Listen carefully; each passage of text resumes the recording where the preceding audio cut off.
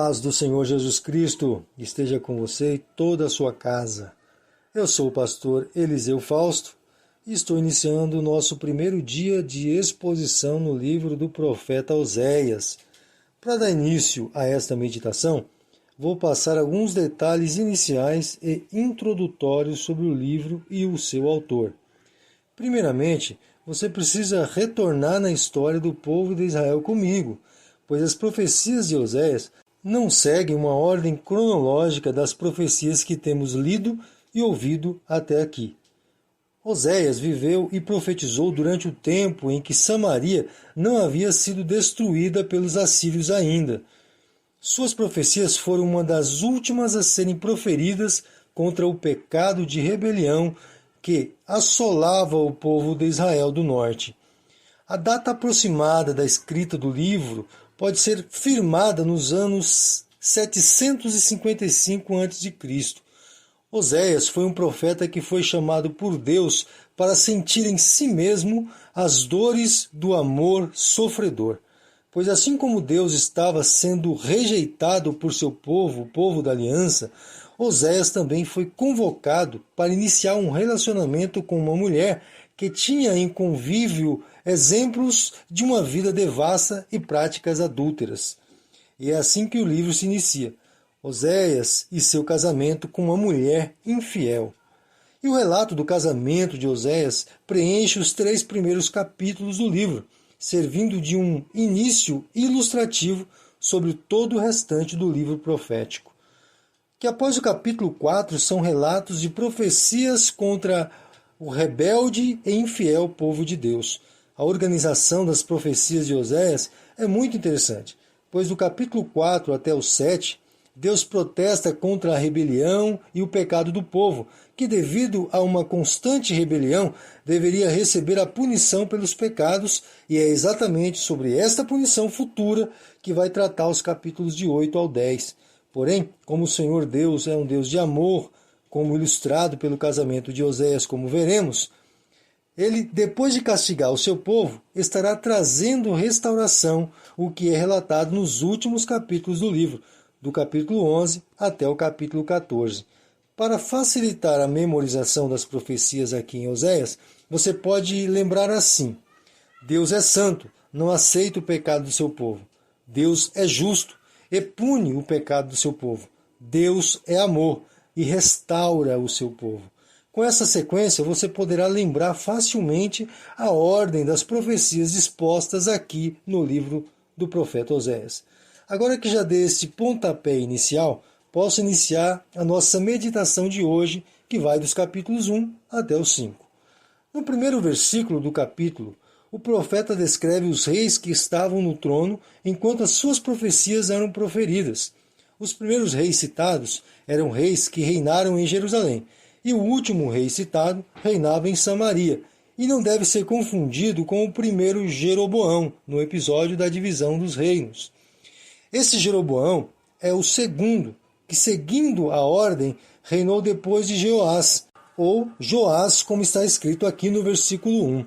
Para facilitar a sua lembrança sobre quem era esse Joás, pai de Jeroboão II, foi ele quem visitou o profeta Eliseu quando já estava enfermo e reservado em sua casa. Foi o pai deste Jeroboão II que deixou o profeta Eliseu indignado quando deveria ter atingido o solo com mais de 5 flechas, e não somente 3 como fez, pois as flechas naquela ocasião profética seriam um símbolo das vitórias que o rei de Israel do norte venceria seus inimigos. Bom, agora que já está situado sobre o tempo da profecia de Oséias, sabendo que ele profetizou poucos anos antes da destruição de Samaria, podemos continuar. Após o registro da época profética em que viveu Oséias, temos no versículo 2 e 3 a ordem divina ao profeta de que deveria buscar uma mulher para se casar entre algumas outras mulheres que tinham como hábito uma vida promíscua. Não que sua mulher fosse, já antes de se casar, uma prostituta, mas carregava em si essa tendência social. E Oséias, seguindo a orientação divina, foi e casou com uma mulher chamada Gomer e teve um filho. Neste momento inicial, o casamento de Oséias representa o relacionamento inicial de Deus com Israel, quando o povo foi formado e vivia sob os cuidados do Eterno, do mesmo modo que Oséias e Gomer desfrutavam de um amor leal um com o outro, gerando um filho desse amor. Nos 2 versículos seguintes, Deus ordena a Oséias que dê o nome de Jezreel ao seu primeiro filho. Esse nome carregava consigo um símbolo do juízo divino que se aproximava. Porém, não era esse o seu significado original, pois Jezreel era uma região em Israel onde havia uma rota comercial e uma boa região agrícola. E para exemplificar o estado atual em que o povo vivia, Jezreel seria o símbolo ideal, pois o povo estava buscando seus próprios interesses, enquanto os interesses divinos estavam sendo negligenciados e, por esse motivo, o juízo estava por vir. Logo em seguida, nos versículos 6 e 7, somos introduzidos a uma descrição do nascimento de uma filha gerada por Gomer, porém não é declarado explicitamente que Oséias seja o pai desta criança, e nem quanto tempo se passou do nascimento da primeira criança para essa segunda. Mas assim como aconteceu com a primeira criança, foi Deus que ordenou a Oséias que chamasse a criança pelo nome de Lo-ruama, que significa não me compadecerei, trazendo consigo a ideia de que o juízo divino logo cairia sobre o Israel de Samaria pela mão dos assírios. O profeta esclarece, porém, que o Israel de Jerusalém não seria alcançado por eles. De igual modo, nos versículos 8 e 9, temos a descrição do nascimento de mais um filho de Gomer, sem que seja mencionado a paternidade de Oséias. Mas o tempo em que essa criança nasceu foi revelado como sendo depois de ter sido desmamado Lo-ruama. E quem decidiu qual nome deveria ser posto na criança também foi Deus, à semelhança dos outros filhos de Gomer. E o nome desse novo filho foi Lo-ami, que significa não povo meu. Com este último filho concedido pela mulher de Oséias, temos 3 declarações claras, através dos nomes deles, de que Deus havia determinado um juízo contra o Israel de Samaria.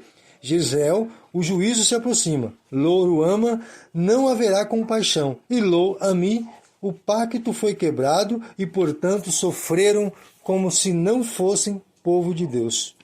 O capítulo 1 finaliza com a promessa de restauração, onde a região de Jezreel, que também foi o nome do primeiro filho de Oséias, seria restaurada como a região de real satisfação de Deus com o seu povo e não como estava sendo administrado pelos reis perversos de Samaria, que estavam utilizando a região para cometer todos os tipos de alianças idólatras com outros povos e seus deuses falsos.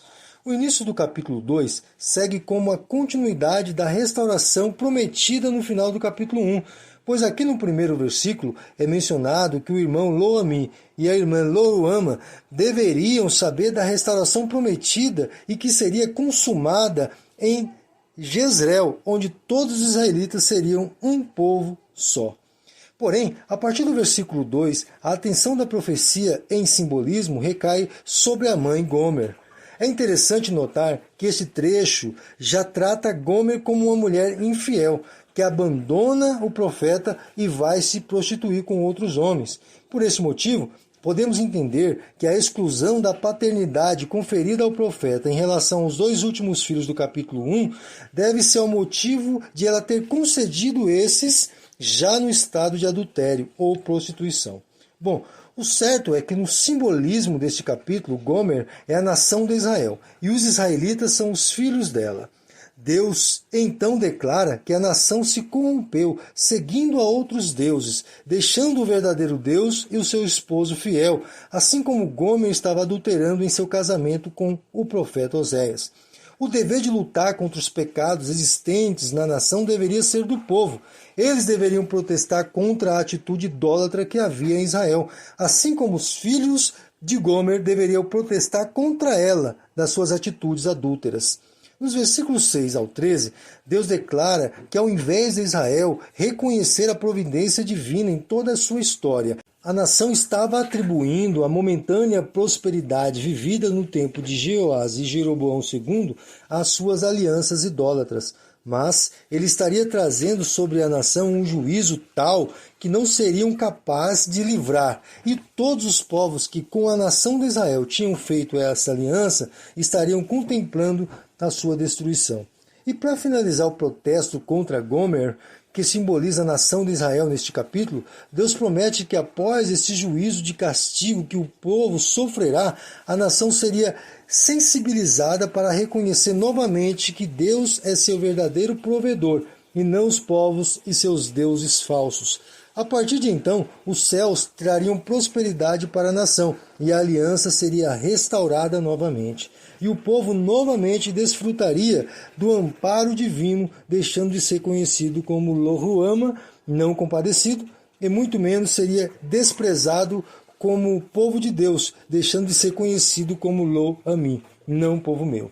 Entrando no capítulo 3, temos a ordem para que o próprio profeta Oséias seja quem deve reconquistar sua adúltera esposa.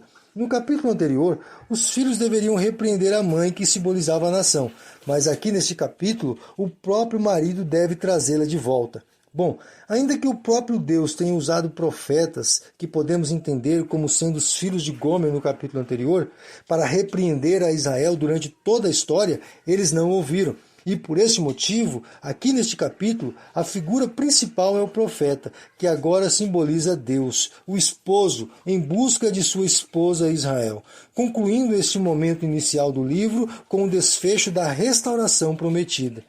A partir do capítulo 4, as profecias de Oséias ganham uma nova direção, pois saem de sua experiência pessoal para a vida social da nação, iniciando a sentença divina sobre o futuro juízo sobre a nação de Israel de Samaria.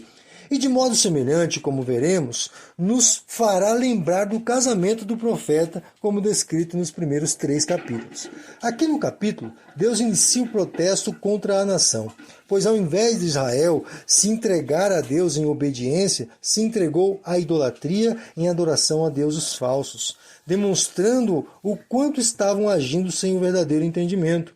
Toda a nação estava entregue ao erro e à idolatria, desde o homem comum até o sacerdote. Todos estavam em desobediência.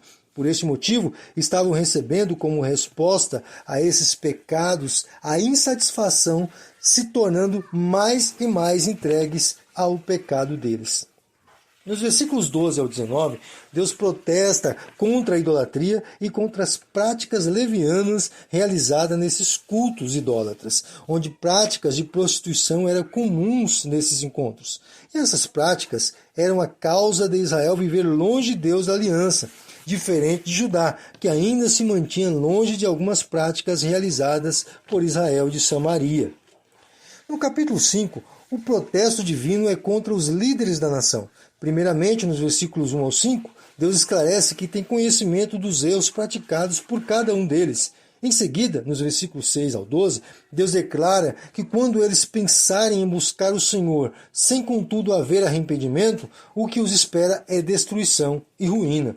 E por fim, nos versículos 13 ao 15, eles sentiriam o abandono que viria sobre eles como punição, e ainda que procurassem auxílio, não encontrariam, até que retornassem para o seu Deus e Senhor novamente.